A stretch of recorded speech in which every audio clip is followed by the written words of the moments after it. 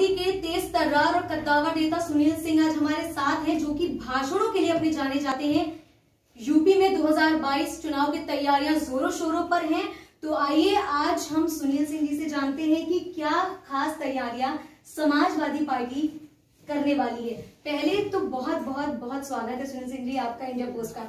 बहुत धन्यवाद, thank you. तो सुनील सिंह जी, क्या तैयारियां हैं, किस तरह से क्या रणनीतियां ला रही है समाजवादी पार्टी? देखिए, हमें तैयारी करने की आवश्यकता नहीं है। हम तो जो भारतीय जनता पार्टी ने जो जुमले समाज के बीच में प्रस्तुत किए थे, जो झूठ समाज के बीच में बोले थे, जो भारतीय जनता पार्टी ने बेरोजगारों के साथ धोखा किया है, जो यहाँ के किसानों के साथ धोखा किया है, जो यहाँ के मजदूरों के साथ धोखा किया है, और कोरोना के संकट काल में जिस तरह से स्वास्थ्य व्यवस्था की पोल उत्तर प्रदेश में खुली है, वो सारी चीजें अपने आप मुंह बाकर के खड़ी है। भारतीय जनता पार्टी की सरकार को निगलने के लिए हमें अपने पुराने कार्यों के बारे में लोगों को अवगत कराना है कि जब समाजवादी पार्टी की सरकार 2012 से 2017 तक थी, तो उस समय हमने क्या किया, और इस समय जब उत्तर प्रदेश में भारतीय जनता पार्टी की सरकार आई, तो भारतीय जनता पार्टी ने उत्तर प्रदेश के लोगों के साथ क्या किया, ये चीख चीख के वो समय अपने आप को बोल रहा है, बता रहा है। जनता खुद तैयार है अपने साथ हुए धोखा का इंतकाल लेने के लिए। अपने साथ जो इन्होंने जुमले दिखाए थे, इन्होंने कहा कि हमारी सरकार आएगी, किसानों के अच्छे दिन आ जाएंगे, हमारी सरकार आएगी, बेरोजगारों के अच्छे दिन आ जाएंगे, हमारी सरकार आएगी, किसानों के अच्छे, व्यापारियों के अच्छे दिन आ जाएंगे। अभी तो हाल ही में उन्होंने भी बोला है कि किसानों के लिए हमने एक नई योजनाएं ला रहे हैं। और अभी जैसा हमने बेरोजगारी की बात की, तो बेरोजगारी पे भी उन्होंने बोला है कि कम से कम लाखों में हमने नौकरियां बांट दी हैं। तो इस पे क्या कहना है आपका? अभी हाल ही में उन्होंने इस बात पे बोला है। ये भाषण आप याद करिए ना, उस दिन का जब भारतीय जनता पार्टी के लोग सरकार में नहीं थे तो भाषण देते थे। इनका मैनिफेस्टो पढ़िए ना, उसमें इन्होंने कहा था कि 5 लाख लोगों को प्रति वर्ष हम रोजगार उत्तर प्रदेश में देंगे, और इनका आंकड़ा खुद कहता है कि हमने 3 लाख लोगों को रोजगार दिया, जबकि ये नहीं दिए रोजगार। सच्चाई उसकी सच्चाई जब जानेंगे, उसके तह तक जाने का काम करेंगे, तो आपको पता चलेगा कि जो रोजगार जिसका अपने मुंह में मिट्टू भारतीय जनता पार्टी बन रही है, वो उनके द्वारा दी गई रोजगार नहीं, बल्कि पुरानी सरकारों के द्वारा जो विज्ञापन निकाले गए थे, जो परीक्षाएं कराई गई थी, उसमें रोजगार मिला है। भारतीय जनता पार्टी रोजगार देने में फेल है, पूरी तरह से फेल है। इन्होंने जो सपने दिखाया था नौजवानों के साथ, बेरोजगारों के साथ, उस सपनों का हनन भारतीय जनता पार्टी ने किया है। वो सारे नौजवान आज इंतकाल लेने के लिए खड़ा है, 2022 का इंतजार कर रहे हैं।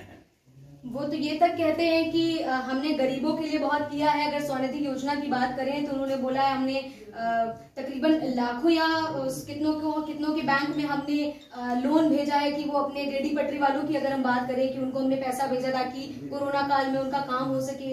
और आप कह रहे हैं कि कोरोना काल में उन्होंने इस तरह से किया। तो वो तो 15 लाख रुपए भेजने की भी बात कह रहे थे, वो तो स्मार्ट सिटी बनाने की भी बात कह रहे थे, वो तो बुलेट ट्रेन पर चलाने की भी बात कर रहे थे, वो तो एक सर के बदले 10 सर पाकिस्तान से काट के लाने की बात कर रहे थे। लेकिन जब से इनकी सरकारें बनी है, क्या हमें बुलेट ट्रेन देखने को मिला? क्या स्मार्ट सिटी देखने को मिला हम लोगों को? क्या 15 लाख रुपया आया किसी के खाते में? क्या 2 करोड़ लोगों को रोजगार मिला? उनके कहने और करने में बड़ा अंतर है।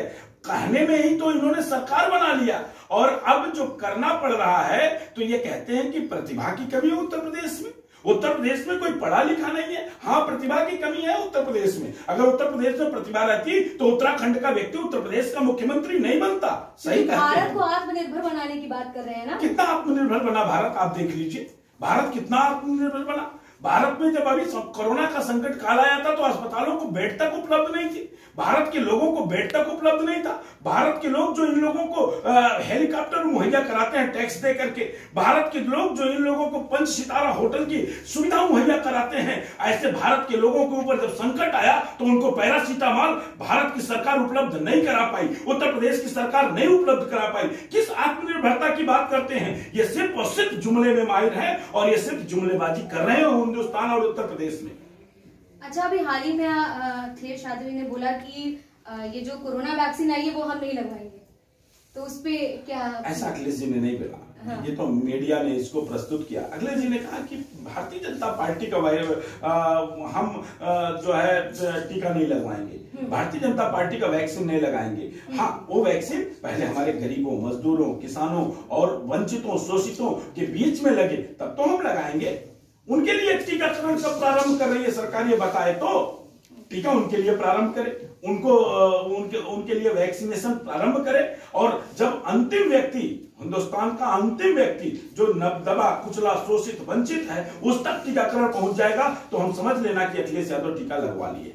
बिल्कुल। अच्छा, अभी जैसे आपने किसानों की बात की, तो किसानों ने कहा है कि वो किसी भी पार्टी का जो 2 महीने से प्रदर्शन चल रहा है, किसी का भी साथ नहीं लेंगे। तो अगर मौका ऐसा पड़ा तो क्या साथ देंगे? सरकार पहली बात तो जब से किसान आंदोलन प्रारंभ हुआ है, समाजवादी पार्टी ब्लॉक, ग्राम पंचायत, न्याय पंचायत और तहसील स्तर पे और प्रदेश स्तर पे समाजवादी पार्टी किसानों के हक की और काले कानून के खिलाफ लड़ाई लड़ रही है। दूसरी बात, किसान, हम भी एक किसान हैं, हमारे पार्टी के राष्ट्रीय अध्यक्ष भी एक किसान है, हमारे पार्टी का 99% कार्यकर्ता किसान है, हमारे पार्टी का 99% कार्यकर्ता मजदूर है। हम अपनी लड़ाई लड़ रहे हैं। किसान कोई पार्टी नहीं है, किसान कोई संस्था नहीं है, किसान कोई व्यक्ति नहीं है, हम अपनी लड़ाई लड़ रहे हैं। हम किसानों की लड़ाई लड़ेंगे, हम किसानों की लड़ाई लड़ रहे हैं और हम आगे भी किसानों की लड़ाई लड़ते रहेंगे। अभी 26 जनवरी को हमारे राष्ट्रीय अध्यक्ष आदरणीय श्री अखिलेश यादव जी ने घोषणा किया है कि किसानों के समर्थन में हम 26 तारीख को ट्रैक्टर रैली तहसील स्तर पर निकालेंगे और हमारी लड़ाई सड़कों पर दिखाई देगी 26 तारीख को। बिल्कुल। अच्छा, ये जैसे चुनाव आ रहे हैं तो ओवैसी की भी एंट्री हो गई है, तो आपको लगता है इससे कुछ वोट बैंक पे असर पड़ेगा? ओवैसी भारतीय जनता पार्टी की बी टीम है, जो भारतीय जनता पार्टी के एक सांसद ने स्पष्ट कर दिया। सारे लोग, मीडिया चैनल, सारे लोगों ने देखा, पूरा प्रदेश ने देखा, पूरा देश ने देखा, जिसमें एक सांसद, स्वराम धन्य सांसद ने कहा कि ओवैसी ने हमारा भारतीय जनता पार्टी का काम आसान कर दिया। सही कहा उन्होंने।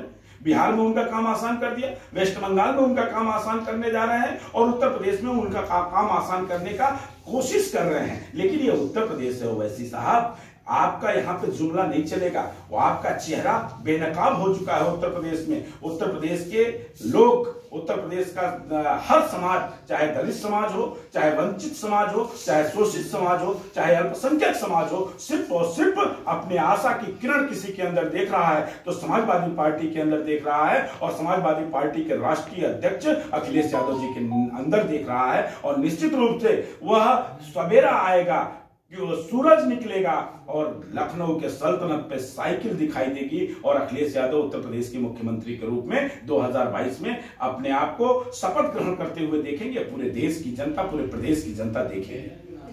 सुनील सिंह जी, 26 जनवरी आने वाली है, उसमें क्या इंडिया पोस्ट कार्ड के व्यूअर्स को कुछ विशेष या कुछ जो भी कहना चाहें? 26 जनवरी इस देश का गणतंत्र दिवस है।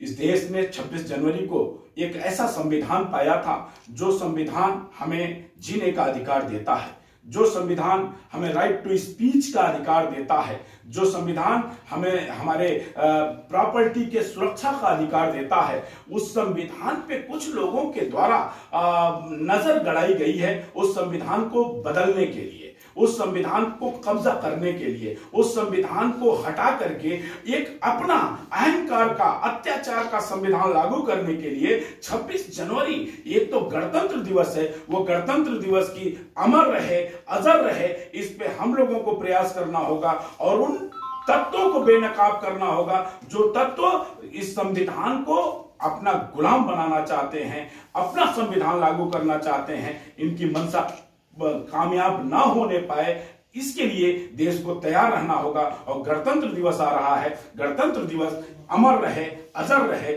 हम देशवासियों को गणतंत्र दिवस की बधाई और शुभकामना भी प्रस्तुत करते हैं। बहुत बहुत शुक्रिया इंडिया पोस्ट कार्ड से बात करने के लिए। यूपी चुनाव की तैयारी जैसे उन्होंने बताया, सुनील सिंह जी ने बताया, बहुत जोरों शोरों पे हैं। अभी आने वाला वक्त बताएगा कि कुर्सी किसकी हाथ जाती है। विशाल के साथ Ayush Jaiswal, India post card, Lucknow.